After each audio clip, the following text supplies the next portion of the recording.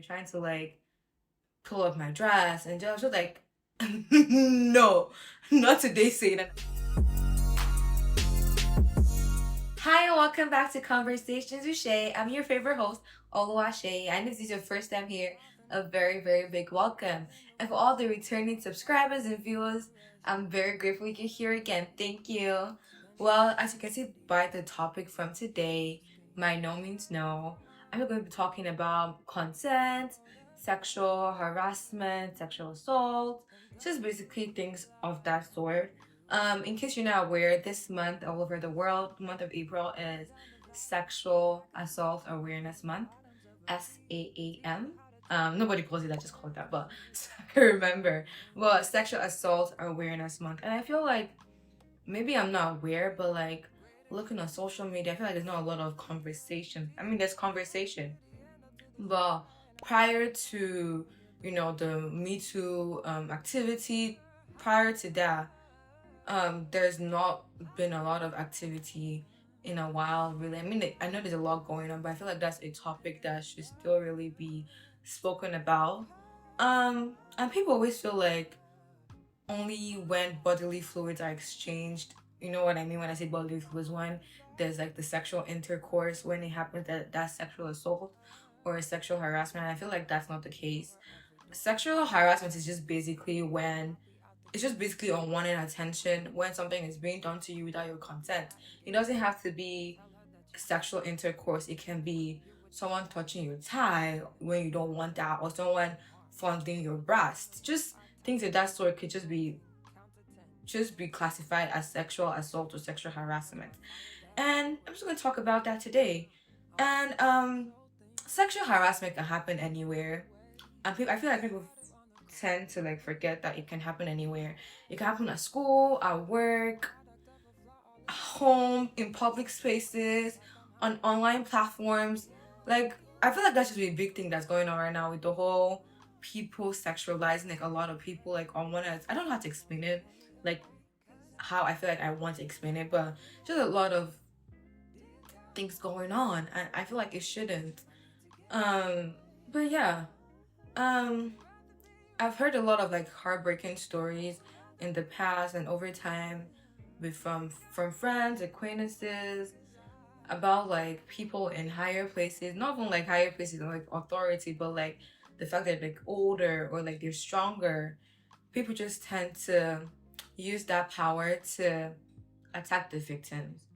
And I feel like I'm not going to repeat any of the stories, because I feel like that's personal to them, and like I don't want anyone to hear and be like, oh, I like have a trigger, even if it's not your story.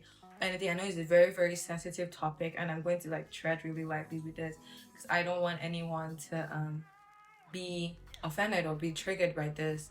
And by no means am I trying to downplay anything or downplay the situation. I'm just not trying to make anybody triggered.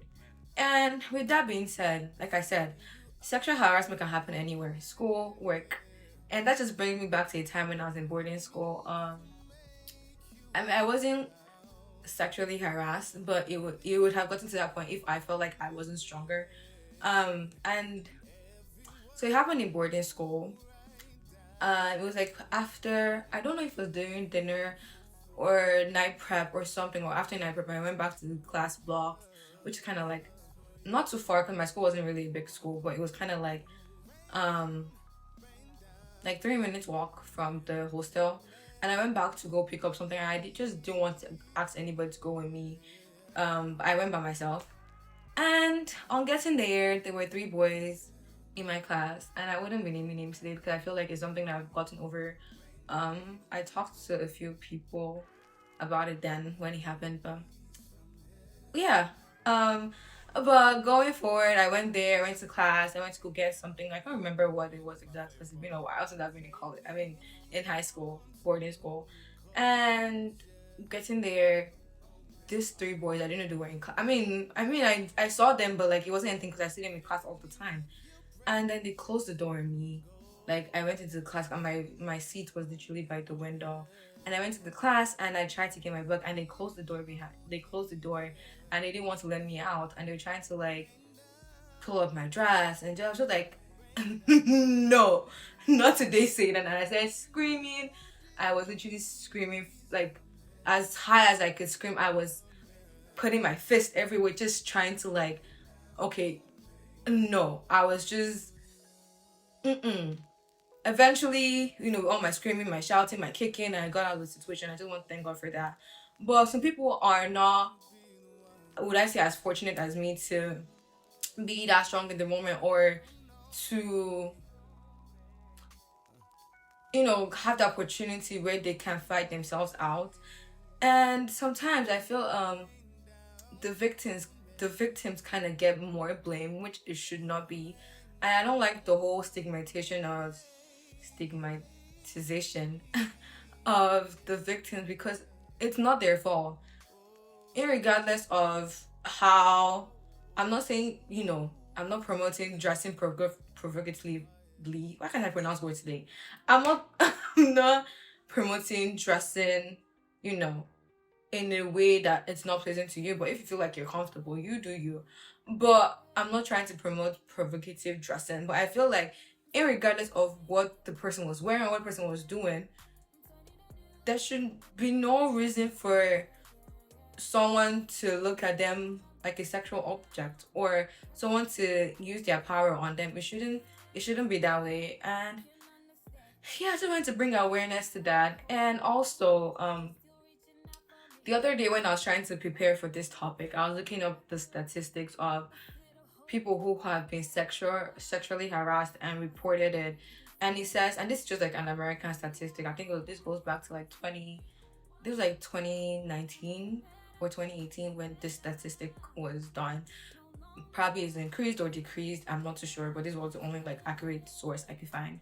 And it was like 81% of women have been sexually assaulted and have reported it, and 43% of men have been sexually assaulted and reported it.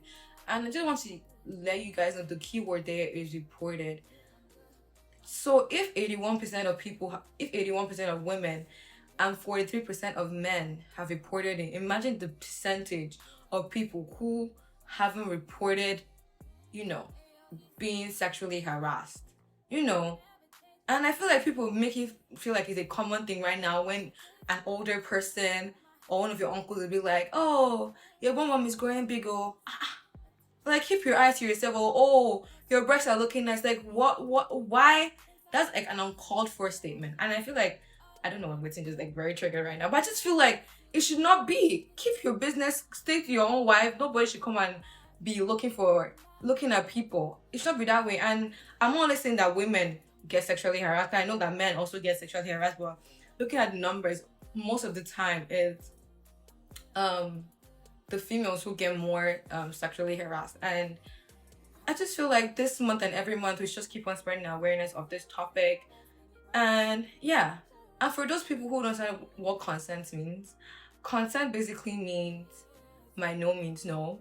If I don't give you permission, you should not come within me, you should not touch me. Don't do that. And also, it cannot just people always feel like it's always strangers that sexually assault. Even within the family, within an organization, your closest friends, work friends. I heard stories of probably like your closest friend being the one, to sexually assault, and that should not be the case.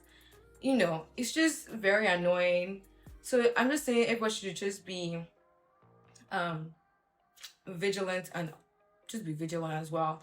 And also, it's not only strangers that sexually assault, people within also sexually assault. And to all the parents out there who don't always believe their children, please believe your children.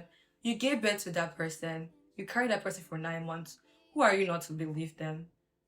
I know people lie, but sometimes when it's sexual harassment is a very, very delicate subject. And when someone is throwing the accusation out, I feel like it's something we should always look into, because I've heard so many stories of, like, especially African parents, Nigerian parents not looking into their children being sexually assaulted by their so-called brother or their so-called cousin.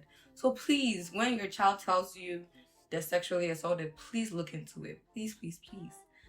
And I feel like it's just very sad that people don't understand, like, the the impact it has on other people's life. You feel like you're just feeling good for like that 1 minute. 1 minute can literally affect someone's emotional, physical, mental, their self-esteem. Like, please, if someone tells you no, please mind your business, walk the other way. You don't always have to feel powerful in every situation. It's okay. Consent is real.